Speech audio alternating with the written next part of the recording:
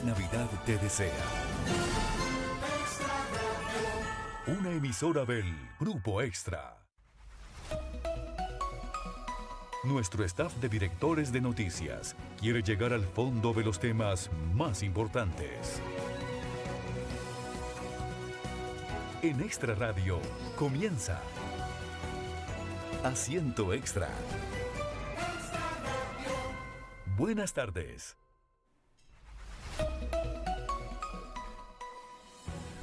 Las 2 de la tarde y 2 minutos, bienvenidos oyentes de Extra Radio a Asiento Extra, este programa de todas las tardes que conducen nuestros directores de televisión, del periódico, de espacios noticiosos también aquí en el Grupo Extra, y que todas las tardes con invitados muy especiales, entendidos, protagonistas de las noticias, nos explican muchas cosas que pasan muy a fondo, de situaciones que tiene el país a nivel económico, a nivel político, a nivel social. Pues hay muchas cosas que le pasan al país, incluso de muchas que también a nivel internacional llaman la atención. Por eso Asiento Extra todos los días de 2 a 3 de la tarde tiene estos invitados que nos ayudan a eso, entender, comprender, aprender por qué ocurren las cosas, y el reto de nosotros, quienes conducimos el programa, pues es ese, tratar de explorar aquellas cosas que quizás nos dejan muchas dudas. Pero también, en medio de todo, y en la parte técnica y comprender esas noticias, detrás de todo protagonista, jerarca, hay un ser humano. Y esa parte también nos gusta explorarla con quienes invitamos, porque hay que hablar de cosas serias, pero también de hablar de esa persona que está detrás de ese personaje, que es el que pone la cara cada vez que tiene que hablar de su institución.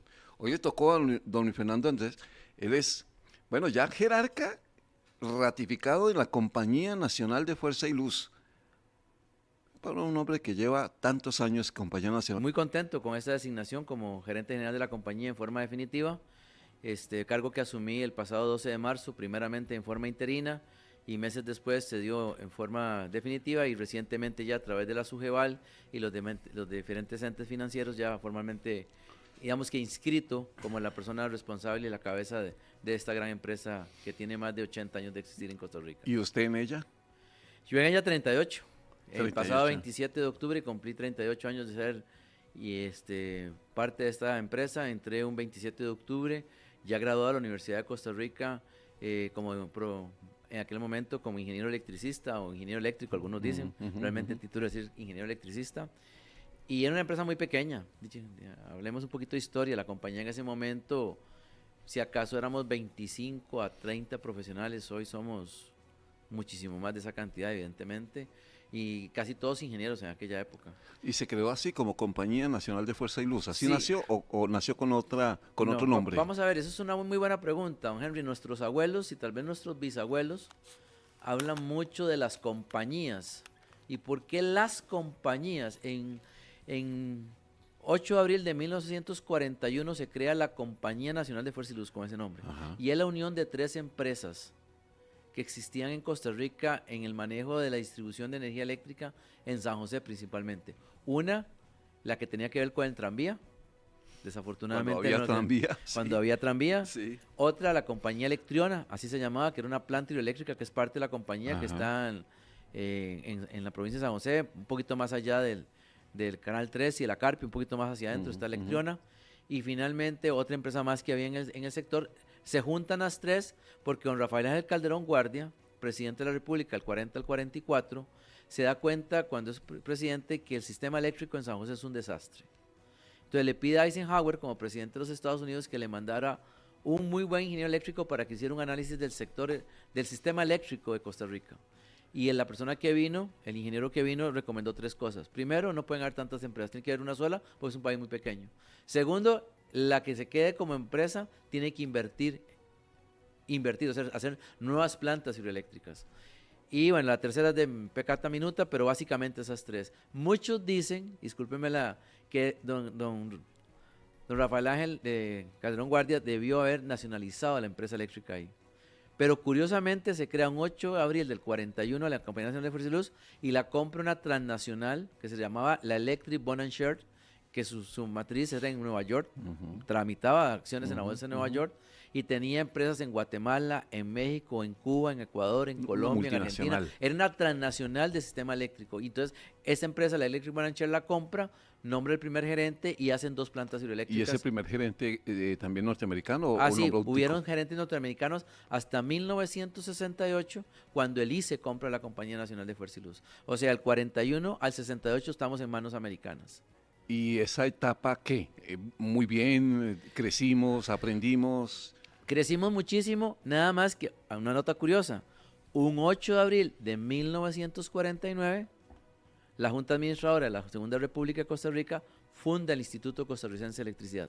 Curiosamente, las dos son un 8 de abril, una en el 41, Fuerza y Luz, y en el 49, Lice. Muy curioso. Un paréntesis, don Luis Fernando. La historia dice que San José fue la primera ciudad, de las primeras ciudades en tener electricidad. No es mito, es real, o sí tiene algo de mito, o qué es la verdad, para ir un poquito atrás antes de seguir con la historia de la Compañía Nacional de Fuerza y Luz. Bien, perdón porque también ando un poquito aquí gripado con estos cambios de clima. Se dice, algunos dicen que es un mito, otros dicen que es realidad y todavía no está comprobado. Yo estoy tratando de hacer una investigación con alguna gente, que San José es la tercera ciudad iluminada en el mundo. ¿En el mundo? En el mundo, detrás de París y de Nueva York. En agosto de 1884, agosto del 884, se crea la primera planta hidroeléctrica ahí en Barrio Aranjuez, cerca del Calderón Guardia. Pusieron una planta hidroeléctrica, 2 empresarios. Uno, el abuelo de Jorge Manuel Dengo, el padre de la creación del ICE. Sí. Y ese señor era el padre el abuelo Jorge Manuel Dengo y padre de Omar Dengo. De que creó la fundación. Omar Dengo es el precursor de la educación en Costa Rica. Sí. Ese señor, juntamente con otro empresario guatemalteco, crean la Compañía Nacional de Electricidad y construyen una planta hidroeléctrica de 50 kilowatts, muy pequeñita, que iluminaba 25 luminarias que estaban alumbrando San José. Básicamente el Paseo de los Damas, que es el que pasa por el Parque Nacional, el Tribunal Supremo de Elecciones hasta llegar al Parque Morazán y algunas rutas, 25 lámparas con esa plantita de 50 kilos. Se prendían de 6 de la noche a 10, 11 de la noche. Y esa fue la primera. Entonces, San José queda iluminada en agosto del 884. Yo tengo, y aquí voy a ser honestos con todos los radioescuchas, tengo mis dudas de que seamos la tercera. Pero bueno. ¿Pero por qué? Debe haber una referencia. Tengo dudas porque ya en Europa habían esfuerzos, y en América del Sur habían esfuerzos, en España, en Alemania. De hecho, era la carrera de quién ganaba el concepto de la ingeniería eléctrica, si Thomas Alva Edison o Nicolás Tesla. Y Tesla le gana la carrera a Edison y se crea la corriente alterna, porque ya Edison había desarrollado corriente alterna en Nueva York. Entonces, Nicolás Tesla, que fue para mí uno de los ingenieros eléctricos más brillantes de la historia de la humanidad, conjuntamente con Thomas Alva Edison, con Benjamin Franklin, ahí podríamos hablar de una generación grande. Una generación muy grande de personas, ¿verdad? Tesla demuestra que la corriente alterna es muchísimo mejor que la corriente directa. ¿Qué es corriente alterna? Háblenos en buen español. En buen español, sí, así. Bueno, la corriente alterna es la corriente que recibimos todos los días en la casa. La corriente donde conectamos los tomacorrientes, la energía, la cocina eléctrica, todas las luces traen corriente alterna. La corriente directa es la que usan los celulares, que usan algunos dispositivos electrónicos principalmente. En principio, la corriente alterna es más peligrosa que la corriente directa. El problema es que la corriente directa no puede tener en aquellas épocas se podía tener grandes distancias de propagación de la corriente directa. Entonces, la alterna sí tiene que propagarse. Entonces, ahí le ganó un poquito la competencia a Tesla. No le voy a seguir preguntando sobre eso, si no nos pegamos los dos la enredada, sobre todo. Usted es ingeniero al final, usted se entiende muy bien. Pero sí lo de la historia. De hecho, a propósito de Tesla, un paréntesis y una cosa que quería hacer referencia. Hay en Netflix un especial, un documental sobre la biografía, la historia de Tesla, que es espectacular. Búsquela. Correcto, yo la he escuchado y la he visto. Muy, muy buena. Que da cuenta de eso que usted está diciendo, uno de los grandes ingenieros en la historia. Y murió paupérrimo, pobre. Murió pobre porque no quiso vender o lo engañaron para vender los derechos de todo lo que había inventado. Regaló todos los derechos a Westinghouse, que es una marca tradicional en electrodomésticos y un montón de cosas.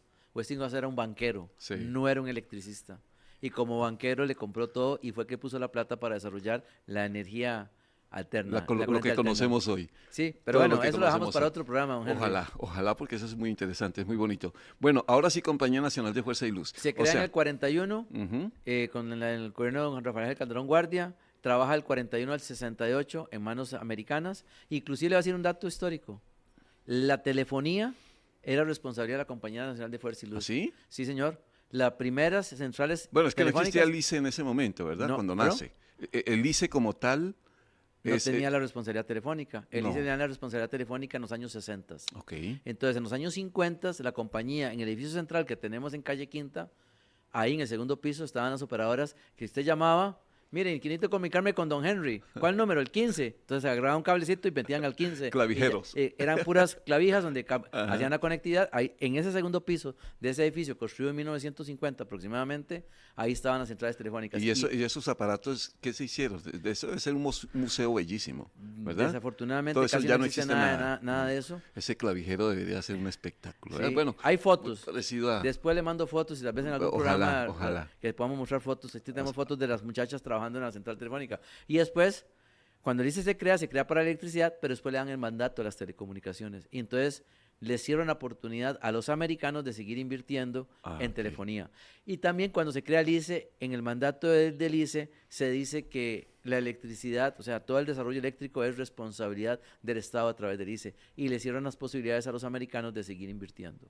Entonces ellos no volvieron a hacer ninguna planta y más bien la opinión popular era que la compañía pasara de manos privadas a manos públicas y es así como en el 68 el ICE compra aproximadamente el 80% de las acciones a los americanos. Bueno, ¿y qué pasa ahí? Porque ya siendo una empresa del Estado como tal, la Compañía Nacional de Fuerza y Luz, al principio, mejor, la pregunta planteada de esta manera, ¿en qué momento se desarrolla como se desarrolló después y lo que conocemos hoy? Es decir, que ya sea una empresa con decenas, yo no sé si miles de empleados, ¿en qué momento eso se estalló, digamos, se despertó una gran empresa? Yo creo que, bueno, la compañía, al comprarla, al pasar a manos del ICE, empieza un desarrollo de crecimiento de manos del ICE, se empiezan a dar en los años 70 toda una planificación de expansión del sistema eléctrico, conjuntamente con el ICE contrata una consultoría a unos canadienses, de Montreal, hacen todo un análisis de cómo se tienen que expandir las subestaciones eléctricas y empieza una inversión conjuntamente de ICE y compañía a desarrollar una serie de subestaciones. Y ahí empieza el crecimiento eléctrico de la compañía como tal, de la mano del ICE. Don Fernando, esa red eléctrica que conocemos hoy, es decir, esos cables y esas columnas, esas torres en montaña adentro, ¿eso en qué momento ocurre en el país? Siempre he admirado eso en cualquier lado, que en qué momento me imaginaba trabajadores rompiendo montaña, subiendo esas torres, poniendo los cables, un trabajo absolutamente quijotesco. ¿Y cómo se hizo? ¿Quién lo hizo? ¿En qué momento se hizo? Bueno, esa parte, esas torres que vemos en montaña que usted bien dicho, eso es lo que llamamos transmisión. Y el único operador de transmisión en Costa Rica es el ICE. Eso es responsabilidad absoluta del ICE. Okay. Y aquí mis respetos a una gran institución. No es porque la favor. compañía sea parte del ICE, yo siempre he tenido un respeto absoluto. El ICE en el 49 le dieron una función y la ha cumplido. En este país, por ellos, por el ICE y por las otras 7 empresas de distribución, porque recordemos hay 4 cooperativas, 2 municipales, la compañía del ICE, que le venden electricidad a los clientes, por los 8 distribuidores y el ICE y los generadores que hay, el país está totalmente electrificado. Hasta el último rincón del país. Toda la transmisión se empieza a crear en los años 70 principalmente, en los años 60 y 70, porque esas torres se ocupan para traer las grandes masas de energía, digámoslo así, o de potencia, de los lugares donde se producen, que en este caso es Guanacaste, o la zona atlántica, o la zona de Cachí, Río Macho. Hay que traer toda esa energía al centro de la ciudad donde se consume. Y eso se hace a través de sistemas de transmisión. En Costa Rica hay 2 niveles de tensión eléctrica en transmisión, 138.000 voltios y 230.000 voltios. Y eso es exclusivo del ICE. Las transmisiones normalmente en los países del mundo son responsabilidad del Estado. Y eso, por cualquier cambio de ley que se haga, inclusive la ley que se está discutiendo en la Asamblea Legislativa, inclusive la transmisión sigue siendo del ICE porque es normalmente un monopolio. Pero usted dijo la frase, me quito el sombrero y eso es verdad. O sea, lograr eso en un país, está muy bien, alguien dirá, sí, pero es que es un país pequeño, 52.000 kilómetros, 53.000 kilómetros cuadrados, pero es que romper montaña y subir los cables y las láminas, el hierro y todo lo que se necesite para hacer torres, eso es de valientes. Sí, y más bien yo aquí aprovecho la oportunidad para todos los escuchas. En uno de los temas donde tenemos más rezago y hay que hacer más en este país es en la transmisión. ¿Y por qué no crecemos? Porque todo el mundo impone barreras a que le pongan una torre cerca de su casa. O es más, una torre dentro de su finca. El ICE paga las servidumbres, el ICE paga la expropiación y las paga muy bien, pero la gente no quiere tener. Pero si todos queremos tener electricidad, tenemos que permitir el paso de esas grandes torres, de los grandes bloques de consumo que normalmente, ¿dónde está la energía solar principalmente? En la zona de Guanacaste. ¿Dónde se consume principalmente la electricidad? Mucho en Guanacaste, en toda la zona costera, pero también mucho el consumo de la industria en San José y alrededores. La zona franca de Coyol, la nueva zona franca que tenemos en Grecia, que le va a dar mucho trabajo a mucha gente. Esos bloques, esa energía hay que traerla de algún lado. Todos necesitamos energía, necesitamos una torre, pero aquí no. Pero no me la pongan a mí. Muy similar al tema de la basura. Exactamente. Iba para allá. Es exactamente lo mismo. La compañía solo se dedica a distribución. O sea, la compañía le compra energía principalmente, dice, tenemos nuestras propias plantas de generación. Nosotros generamos aproximadamente entre un 10 y un 12% de lo que vendemos anualmente y el resto se lo compramos al ICE. El ICE es el principal suplidor de energía a los 8 empresas de distribución. Las 8 empresas, repito, son 4 cooperativas, Copelesca, Cope Santos, Cope Guanacaste y Cope El Faro Ruiz, 2 municipales, Empresa de Servicios Públicos de Heredia y Junta Administrativa del Sector Eléctrico de Cartago, la famosa JASEC, y finalmente la compañía y el ICE, que también está en distribución, la más grande de distribución en el país, es el propio ICE. Claro, pero esa parte, tenía la pregunta para hacerla más adelante, don Fernando, pero ya que usted se metió por ahí, porque me genera mucha inquietud. Porque entendemos, y usted lo explicó bien, en qué momento llegó el ICE y compró la Compañía Nacional de Fuerza y Luz, pero bueno, comienza este tema de la distribución. ¿Cómo opera eso en el sentido de que Compañía Nacional de Fuerza y Luz, siendo del ICE, le compra energía al ICE? ¿Por qué razón no hay un sistema en el que el ICE sea el distribuidor sin necesidad de pasar por la Compañía Nacional de Fuerza y Luz? ¿Dónde está esa figura? ¿Por qué razón existe? Bueno, la razón es muy sabia. Ya la compañía existía cuando el ICE se creó. Ya la compañía tenía redes eléctricas en San José y alrededores. Y la ley del 8 de abril de 1941, hay un contrato, un marco de ley, o sea, hay una legislación correspondiente que le dice a la compañía dónde explota el servicio eléctrico, cuál es su área de concesión. Y entonces eso está totalmente regulado, es legislación de este país, y al ICE le queda más fácil tener una empresa que siempre ha existido, que tiene una administración totalmente independiente, en la cual yo le doy la energía, ustedes se encargan de distribuirla, venderla, cobrar, y a mí me pagan en bloque. Eso es como cuando uno va a la feria del agricultor. Si yo compro 1 kilo de papas, me vale X, pero si alguien llega y compra para un restaurante 10 kilos de papas, posiblemente se le sale más barato. Y ya el vendedor salió de eso.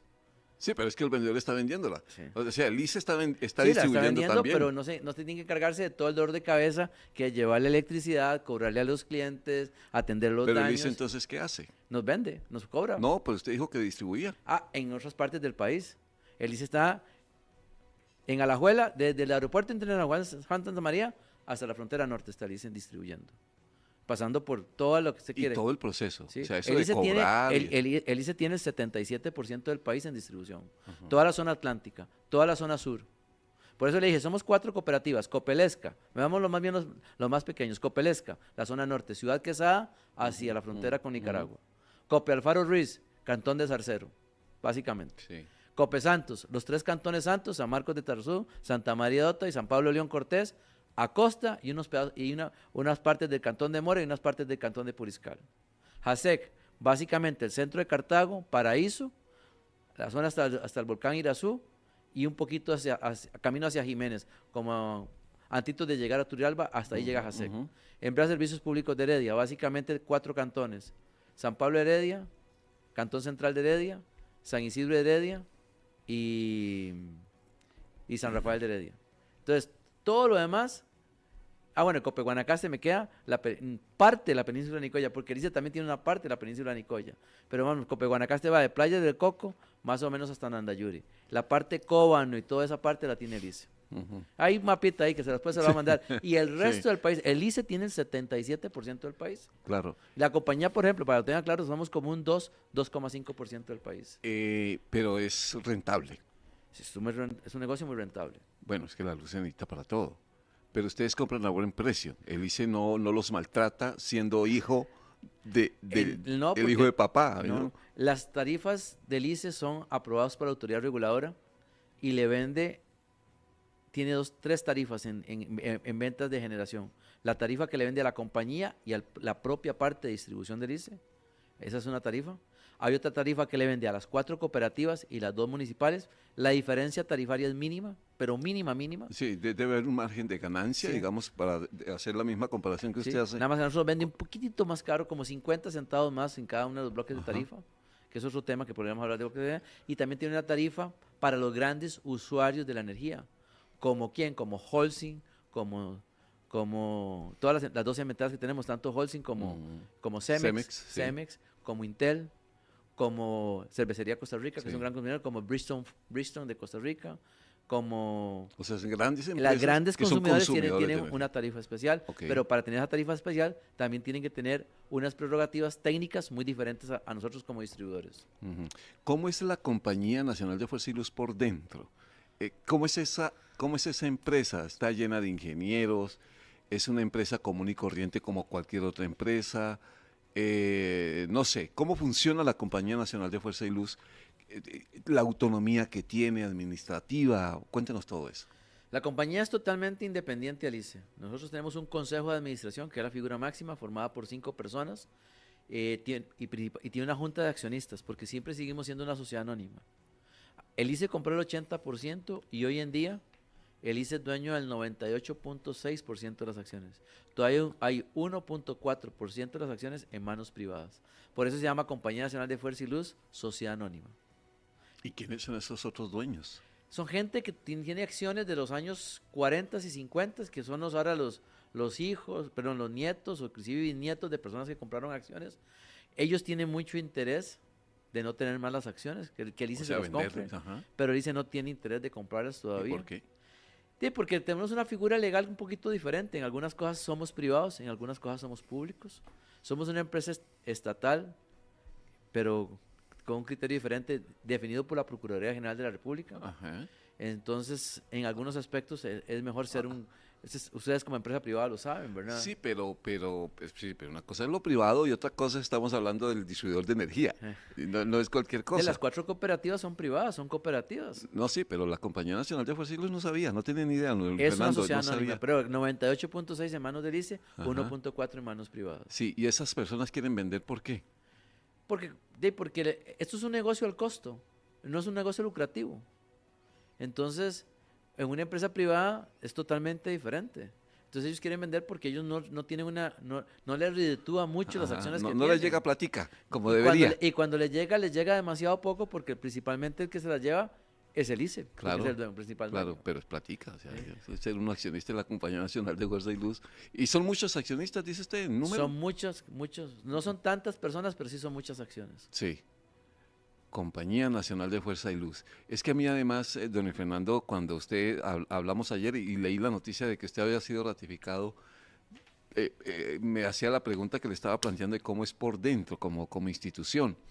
Y me llevaba también a la otra pregunta que quería plantearle en el sentido de si el futuro de la Compañía Nacional de Fuerza y Luz está ahí o en algún momento además se ha pensado en que como tiene una figura tan especial pueda diversificarse o esa es su función y punto, no hay cómo. Vamos a ver, para terminar un poquito la de adentro y le termino la segunda pregunta. Por dentro somos como cualquier empresa. Tenemos, después viene la junta de accionistas, viene el consejo de administración, que son 5 miembros, que se reúnen todas las semanas, como cualquier junta directiva. Hay una gerencia general que hoy en día me toca llevar a cabo con ella. Tengo 2 coordinadores gerenciales que tienen una figura como de subgerentes, nada más que se llaman coordinadores gerenciales, la licenciada Laura Montero y el ingeniero Iván Montes. Iván muy dedicado a proyectos y Laura acompañándome en todos los temas administrativos y legales. Y después viene una serie de direcciones, tenemos 6 direcciones, como cualquier empresa, una dirección jurídica, una dirección de administración y finanzas, una dirección de distribución de la energía, una dirección de generación, una dirección de comercialización, y finalmente una dirección que se encarga de la estrategia, y cada una la dirección de innovación y transformación tecnológica. Los dos nos conocimos, o yo tuve el placer de conocerlo a usted, a don Luis Fernando, porque me llamaba la atención que a la hora que fuera yo lo llamaba para decirle que habían tumbado un poste, que un carro había chocado un poste en cualquier barrio y que quería información y si la tenía a mano para nuestros oyentes o donde yo estuviera como periodista. Y me llamaba eso la atención en el sentido de su disposición siempre para eso. Que quien tenía los datos completos de cuántos postes se habían tumbado, se habían derrumbado, de cuánto costo le generaba eso a la Compañía Nacional de Fuerza y Luz, era usted. Y eso me atrajo mucho de un día entrevistarlo. Dije, un día que lo tenga al frente le voy a hacer 1000 preguntas frente a ese tema de los postes, pero voy a cumplir un compromiso y volvemos. Luis Fernando André, que es gerente general de la Compañía Nacional de Fuerza y Luz, recientemente ratificado. Ya volvemos.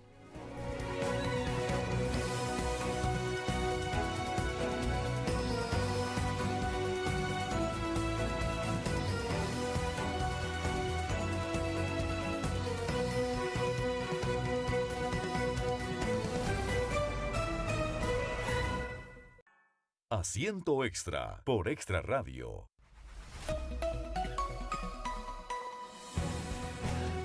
Las 12 de la tarde, 31 minutos, 29 minutos para las 3 de la tarde. Esta tarde hemos invitado a Asiento Extra a don Luis Fernando André, es el gerente general de la Compañía Nacional de Fuerza y Luz. ¿André o Andrés? Andrés, con S. Con S. Bueno, ahora sí me corrigió, porque yo siempre le he dicho, don Luis Fernando André. ¿Cómo la ha pasado? Bien, muy bien. Estoy hablando de lo suyo, ¿usted es feliz haciéndolo?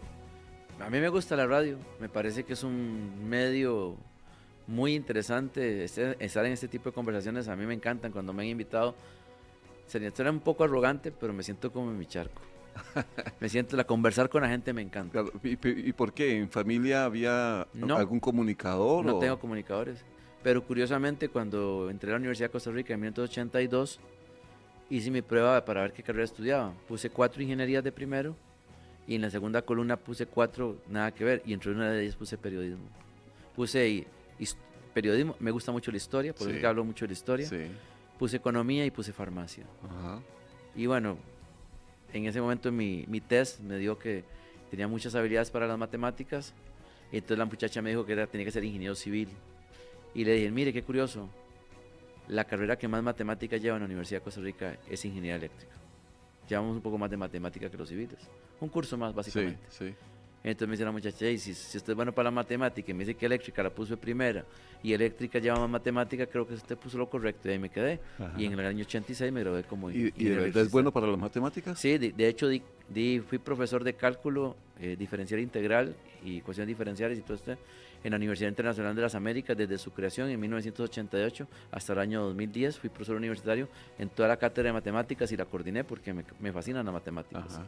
Y ahora actualmente soy profesor en la Universidad de Costa Rica desde el año 2008. A la fecha me sigo siendo profesor en la Universidad de Costa Rica, pero ya en la carrera de Ingeniería Eléctrica, y me corresponde dar el curso de Diseño Eléctrico Industrial, que es básicamente instalaciones eléctricas basadas en el código eléctrico. Qué interesante hubiera sido un periodista que le guste la historia. Es muy raro que los periodistas, porque somos muy del día a día, de la noticia en el día, y sentarnos a leer, a hacer historia, crónica, eso se ha desaparecido mucho. Pero hace falta mucho periodista que ame la historia, porque cuando usted cuenta algo, una noticia, tiene un contexto histórico que puede ayudar. Correcto. ¿Verdad? Hubiera sido interesante.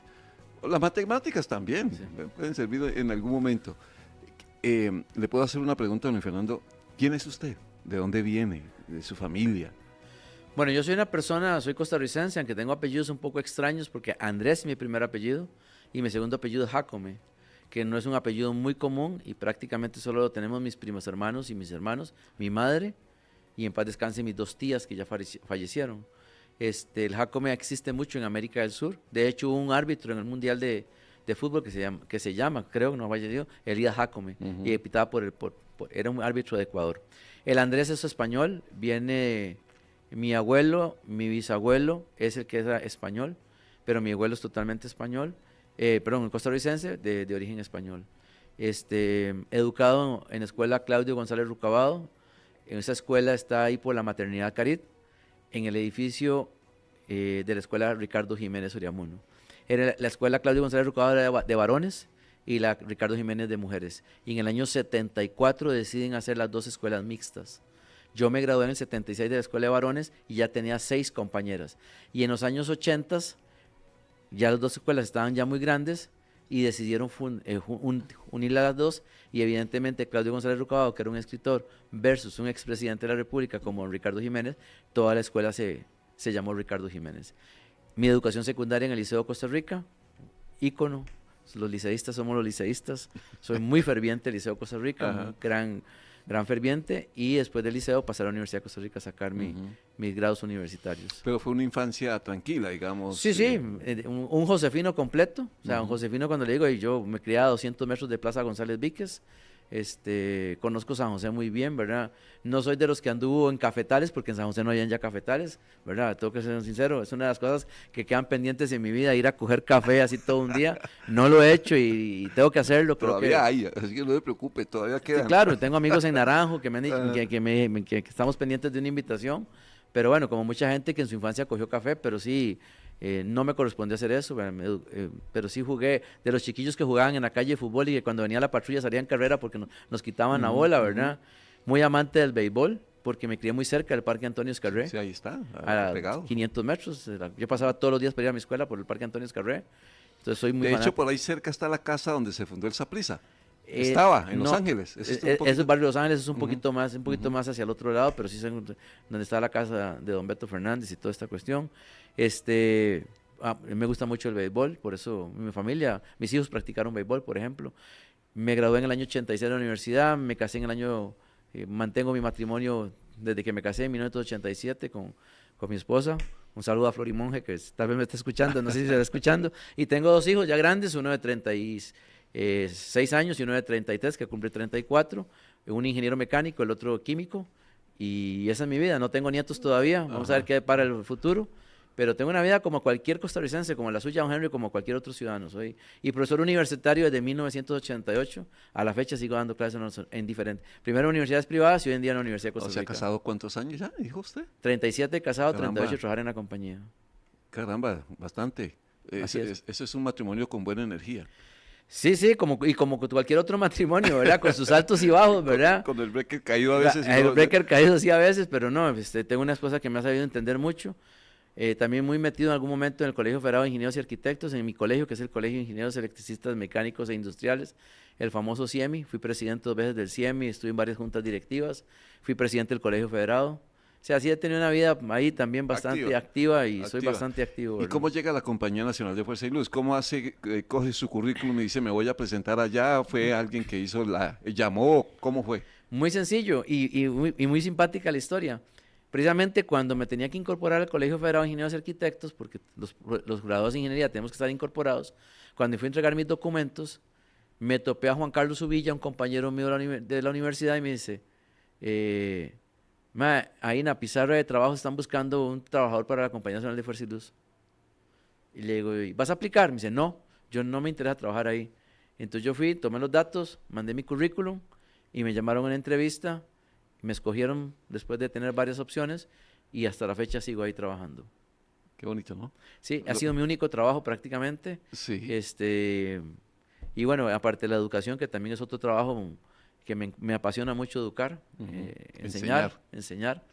Y básicamente, entonces desde ahí entré a la compañía y me fui quedando, empecé a tomar puestos de responsabilidad, pasé por todas las áreas técnicas y bueno, hoy en día me corresponde ser el gerente, pero anteriormente cuando usted me llamaba por los postes caídos era el director de distribución de la energía y que el director de distribución tiene toda la responsabilidad del sistema de distribución, tiene que saber qué está pasando minuto a minuto. Entonces, de ahí, los postes caídos es un colapso, claro. Gente sin energía eléctrica, hay problemas viales, hay que ver cuántos clientes están sin energía, quién va a atender el daño, cuánto tiempo vamos a durar. Hay que hacer con los compañeros de legal todo el cobro correspondiente legal, por si es alguien que... Sí, alguien chocó. Alguien chocó, o como dijo una vez una persona en un juicio, es que se me atravesó el poste. ¿Acaso los postes caminan, don Henry? Pero bueno, de todo existe en la viña del Señor, ¿verdad? Obviamente.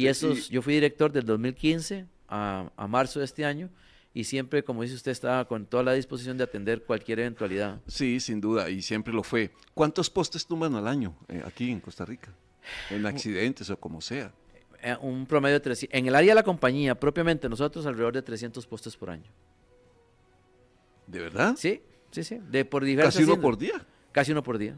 Aquí tengo la estadística de este año, la vamos a leer para que vean. Por favor. Precisamente hoy, como sabía que venía esto y es un tema que es muy importante, sí.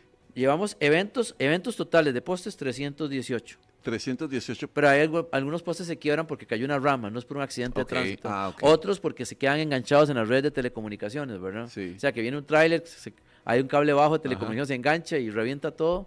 O alguna vagoneta que levantando la góndola, la vagoneta pegó un poste y lo quebró. O algún camión parqueando quebró un poste, ¿verdad? De todas esas índoles, en este momento llevamos 318. Muchísimos postes, don Henry, casi uno diario. Demasiados. ¿Y alguien los ha pagado alguna vez? No, sí, nosotros, todo el que sea responsabilidad de un tercero, nosotros hacemos el cobro judicial. Y lo pagan. Se tiene que pagarlo porque es un daño a una propiedad tercera. Claro. Por ejemplo, si alguien viene tomado una noche y pega un poste, que ojalá no le pase nada, pero tiene un gran daño, todo eso se le manda a cobrar a esa persona. Muchos ponen las pólizas del INS o de alguna aseguradora para responder ese tema, para poderlo atender, ¿verdad? Pero nosotros hacemos el cobro como corresponde. ¿Y un poste vale cuánto?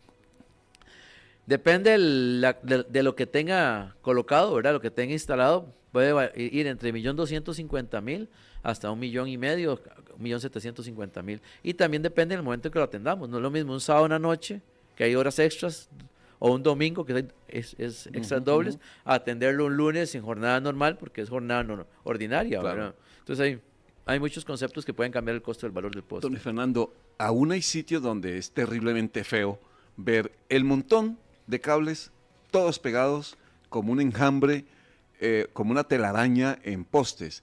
¿El sueño de tener algún día todo el cableado subterráneo es posible o eso es demasiado utópico, lejano? Vamos a ver, yo creo que uno no tiene que dejar de soñar. Nosotros tenemos San José Centro totalmente subterráneo.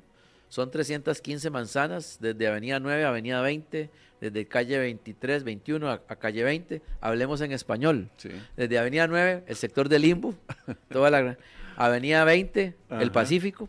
Esas son las dos avenidas. Calle 21, 23, la antigua aduana, o como le llaman algunos, Fercori, donde está todo lo que llamamos la antigua aduana. Y calle 20, la entrada de emergencias del Hospital de Niños, donde está la Junta de Protección Social. Todo ese cuadrante son 315 manzanas que está totalmente subterráneo.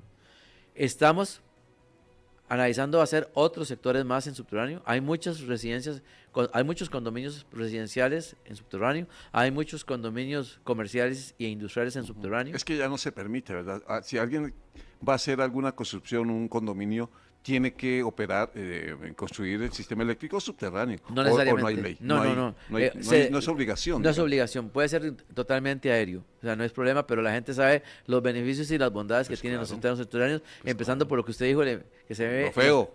Lo bonito terrible. que se ve en las redes subterráneas, porque no se ve nada. Sí.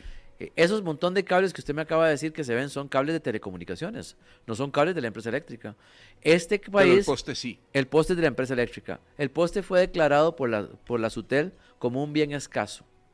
¿Qué significa un bien escaso? Que hay que darle campo a todos los operadores de telecomunicaciones. Porque si no, los operadores de telecomunicaciones con la necesidad de vender, ellos pondrían sus propios postes. Entonces tendríamos una cerca de postes frente a todas las casas.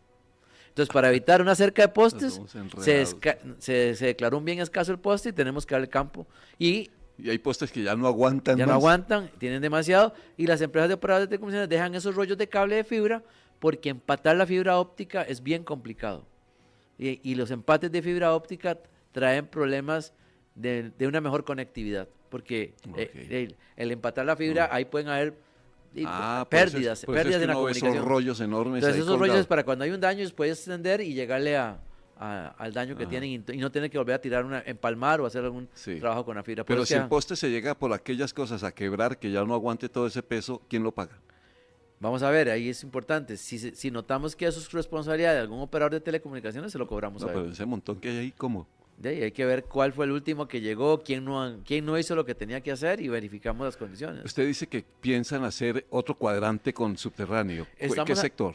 Vamos a ver, hay un sector que requiere ya tener una red subterránea y estamos valorando, inclusive ayer tuve una conversación con la señora embajadora del Reino de España.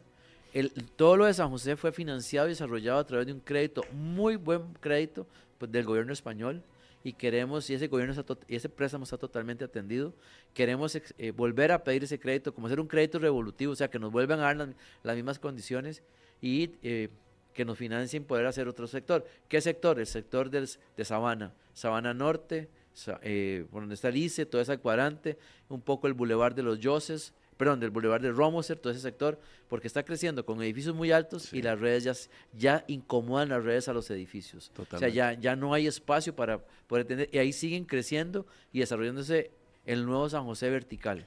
Y eso creemos que es necesario hacerlo para atender esa necesidad que tiene ese sector. ¿Y de qué depende entonces? Del crédito que nos otorga España. Entonces ya por lo menos comenzó la negociación, el diálogo con España. Depende de muchas cosas, ¿verdad? Depende. Lo que andamos buscando primero es tener recursos financieros para atenderlo. Esto no se puede atender con tarifas. Esto hay que atenderlo con un crédito. Yo no puedo decir que eso lo vamos a atender. Evidentemente también un crédito se pasa por tarifas, pero un crédito a 20 o 30 años es muchísimo más llevadero Claro, desde claro. un punto de vista financiero. Es decir, la gente no va a resentir en su No cuenta va a resentir, puede que resentir lo algo. estamos haciendo subterráneo a los de Romoser. No, o sea, no, jamás. eso se diluye entre todos los clientes de una manera muy, muy pequeña. Sí. ¿Y por qué con España? Porque ese crédito fue muy bueno. Si España al final nos dice que no, pues tenemos otras opciones que ya estamos valorando.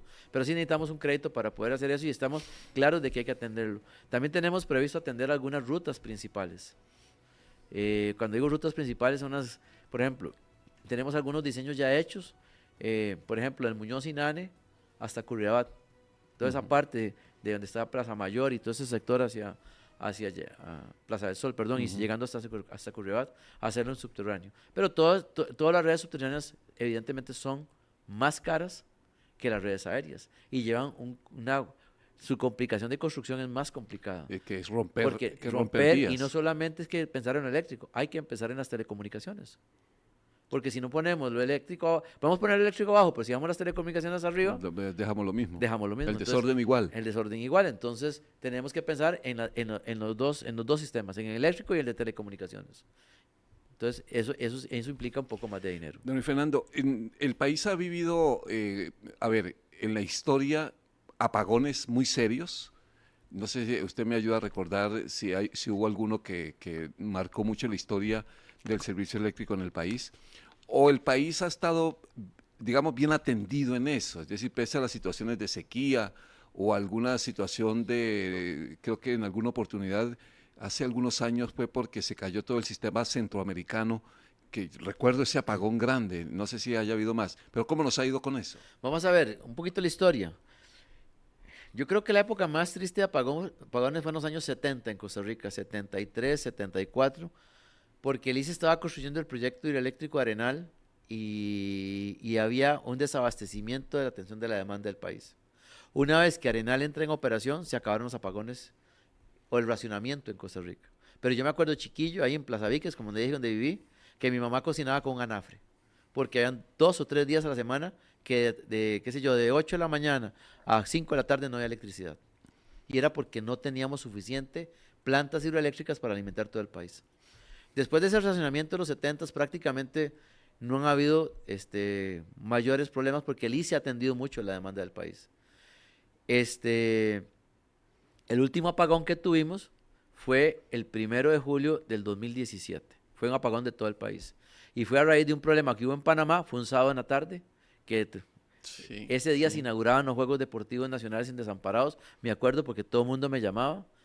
Y sé que fue un sábado porque el miércoles anterior habíamos tenido un daño muy grande en la subestación de Desamparados, un transformador que se nos incendió y que por todas las redes sociales salió y la gente creía que eran ovnis y bueno, de todo dijo la gente que era. Fue un apagón de 120,000 clientes que tuvimos nosotros aproximadamente. Ajá. Y claro, cuando se da un apagón a partir de las 7 de la noche, todo el mundo se a oscuras, todo el sur de San José, y se ve un incendio en una subestación, fue algo estrepitoso Claro, en ese claro. momento. Lo atendimos con mucha diligencia. Ese día, ya a las 9 de la mañana, teníamos como el 90% de los clientes restablecidos a través de enlaces en el sistema de distribución y como a las 3 de la mañana terminamos de atender los últimos clientes. Y eso fue un miércoles y el sábado se nos dio un apagón total. Entonces la gente quedó en crisis en el 2017. Pero después de ese apagón del 2017, que fue por un problema en la interconexión centroamericana con Panamá que nos botó, han habido apagones parciales, puntuales, lo que llamamos efectos de baja frecuencia, que se nos van unos minutos. Hay eventos en la interconexión Guatemala-México y nos perjudica en Costa Rica. Ujú. Pero hay gente que diría, entonces, ¿para qué estamos anillados? ¿Por qué estamos interconectados? Sí, Y eso porque es lo que tenemos que estar anillados para poder traer, cuando no tenemos suficiente energía en Costa Rica, poder comprarle a El Salvador, o comprarle a Honduras, o comprarle a Guatemala para tener energía en Y Costa ese Rica. escenario de no tener energía, no hay temor de que ocurra. Es decir, si ocurre, tenemos cómo suplir. Pero digo yo, pero no sería justo que un país que genere su energía en algún momento tenga la necesidad de comprar. O esas son cosas que no se pueden descartar. Vamos a ver, nosotros dependemos tradicionalmente, siempre hemos tenido nuestro propio abastecimiento de país, pero dependemos de fuentes hídricas principalmente, agua. Y el agua en el verano se cae muchísimo. Nosotros el embalse Arenal, que es un embalse creado por el hombre, creado por los costarricenses, ¿verdad? O sea, el embalse Arenal no existía, eso fue creado por el ICE en los años 70. Ese embalse lo que hace es acaparar toda el agua posible del invierno y ponerlo a funcionar en el verano cuando las demás plantas hidroeléctricas, que son hidroeléctricas a base de agua, están secas porque los ríos Sí. bajan mucho su caudal. Entonces se trabaja mucho con el complejo Arenal, Dengo, Sandillal, Ardeco, como le llamamos, Arenal, Dengo y Sandillal. Sí. Son tres plantas ahí. Aparte ahora tenemos Reventación y tenemos Pirris y todas esas plantas tienen capacidad, también tienen sus embalses. Pero este año, que estuvimos a punto de racionar es porque ya los embalses se han ido a un nivel muy bajo y los ríos estaban secos, porque el fenómeno del Niño que hubo a principios de año fue tremendamente fuerte. ¿Estamos preparados para el próximo año? Yo diría que sí. La Sí. tarea, el ICE... Es decir, ese susto de este año lo volvemos a vivir, ¿o no? Bueno, los pronósticos nos dan que estamos preparados. Hay que ver cómo se va a confrontar, ¿verdad? Es por eso es que las campañas de uso racional de la energía, de apagar todo lo que no se esté usando. Hay gente que deja bombillos prendidos en las noches. Todo ese tipo de cosas nos ayuda muchísimo. Y principalmente en el verano.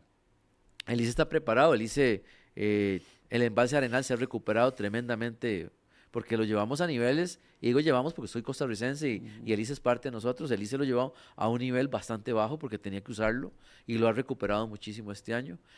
Hay plantas de generación térmicas alquiladas. Hay gente que critica que hay generación térmica. En este momento sí, el ICE alquiló plantas térmicas.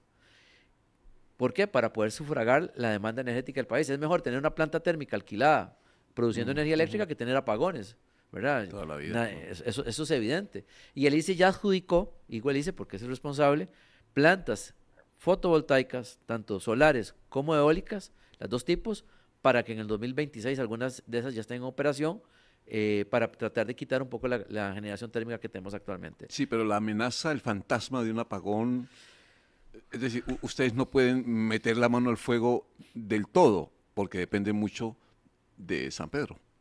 Dependemos de muchas condiciones, ¿verdad? Evidentemente yo creo que se ha hecho todo lo humanamente posible para preparar y pasar la situación que se pueda presentar el próximo año. Pero no obstante, vamos a ver qué tan caliente va a ser el próximo año, qué tan complicado va a ser. Hoy está lloviendo, Henry, todavía esa agüita, aunque sea un pelito de gato, Bienvenida. es bienvenida, por supuesto, ¿verdad? Sí, hoy estaba lloviendo, sí, de hecho ahora en la tarde estaba lloviendo aquí en algunas zonas del Valle Central. Don Luis Fernando André, que es el gerente general de la Compañía Nacional de Fuerza y Luz, que hoy lo hemos invitado, que nos ha dado unos temas que son muy interesantes. Ese del cableado eléctrico subterráneo es urgente. No sabía que el área de San José es amplia, donde está ya el cableado por debajo, es bastante grande.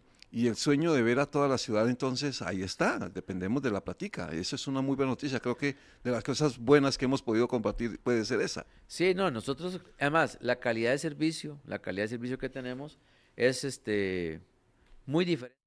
Los subterráneos tienen una calidad y una confiabilidad muchísimo más alta. Más bien, aquí abogo por la gente. Mucha gente, a veces cuando andan buscando dónde invertir para tener una mejor calidad de servicio, la mejor calidad de servicio desde el punto de vista de distribución está prácticamente en el centro de San José, porque no solamente es subterráneo, sino que su alimentación desde la fuente también es subterránea. O sea, no solamente ahí, sino lo que alimenta San José viene subterráneo de diversos puntos del área del Valle Central. ¿Se ve a largo plazo ahí, don Luis Fernando, ya finalmente? Bueno, vamos a ver. Con el respeto que se merecen las nuevas generaciones, yo tengo 60 años, don Henry, soy modelo 64, no me da pena decirlo. Hay gente que dice que no pareciera, pero bueno, sí tengo 60 años. ¿Por qué si yo te estoy cumpliendo hoy 61? Bueno, ¿Ah? Estamos viejitos. ¿Y felicidades, don Henry, de antemano. Gracias, bendiciones en esta fecha. Son acumulaciones de juventud. Así es. Yo digamos, por un principio de jubilación, me corresponde retirarme a los 65 años. Así que ya en principio esa es mi fecha, ¿verdad? Porque yo creo que todos los que llegamos a una fecha de jubilación, pero por un lado merecemos jubilarnos para disfrutar del jubileo, que significa eso, y segundo también dar paso a nuevas generaciones. Si la gente se queda, la gente también, hay nuevas generaciones. No abre espacios. No abre espacios, entonces yo creo que por ahí anda. Yo me veo en la gerencia por lo menos los próximos años, no depende de mí, evidentemente tengo una junta directiva, es una gerencia técnica, no es una gerencia política, no obstante, la compañía depende del ICE, las decisiones vienen por parte del ICE y hay que respetar la presidencia ejecutiva que esté de turno y el consejo directivo del ICE, también podrán tomar una decisión. Yo estoy tranquilo, creo que estamos haciendo las cosas como me la han solicitado y como considero deben de ser.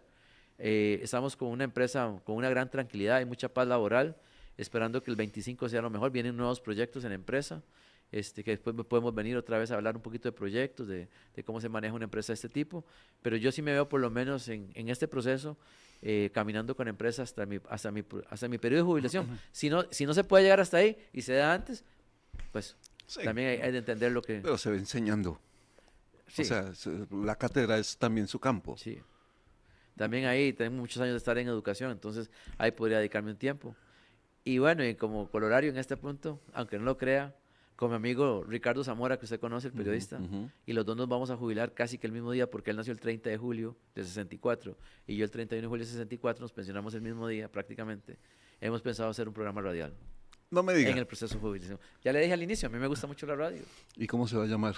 No sabemos todavía, pero sí estamos ya en ese plan de buscar alguna opción radial, de hacer programas de corte técnico, de corte, para explicarle mucho a la gente estos temas que a veces son un poco no enredados, pero que la gente a veces no los entiende bien y creo que uno tiene que tener esa formación hacia la ciudadanía. Fernando Zamora hizo radio, ¿cómo se llamaba? Econews. Econews, hace mucho tiempo. Sí, tenía mucha experiencia. Econews, que hacía noticias todo el día. Sí. Bueno, yo a esa época la recuerdo mucho. Sí. De hecho, el sitio donde quedaba Econews, ahí por Juan Pablo II. Sí, también estuvo en Monumental, pasó a Econews, ya tiene mucha experiencia Ricardo. Y mucho en radio, hemos hablado de hacer algo, ya sea en AM o en FM. Veremos más adelante, todavía falta tiempo para eso. Bueno, sí, falta mucho todavía, don Fernando. Usted tiene todavía mucha electricidad por dar. Así es. Digo, mental. Don Luis Fernando André, el gerente general de la Compañía Nacional de Fuerza y Luz. Muchas gracias por haber venido. Feliz Navidad, feliz año y gracias por todo lo que nos contó hoy.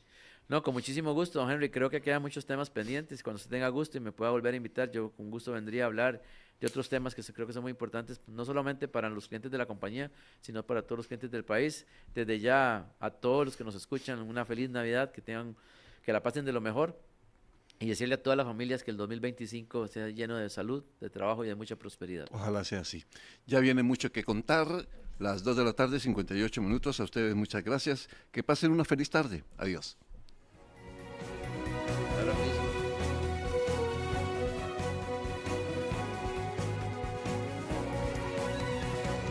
Asiento Extra por Extra Radio. Conversar con personas extraordinarias siempre nos deja una buena lección de vida. Entender su historia y conocer su contexto nos cambia la perspectiva. De lunes a viernes entrevistamos para usted a los protagonistas de las noticias desde las 2 de la tarde. Asiento Extra, solo por Extra Radio.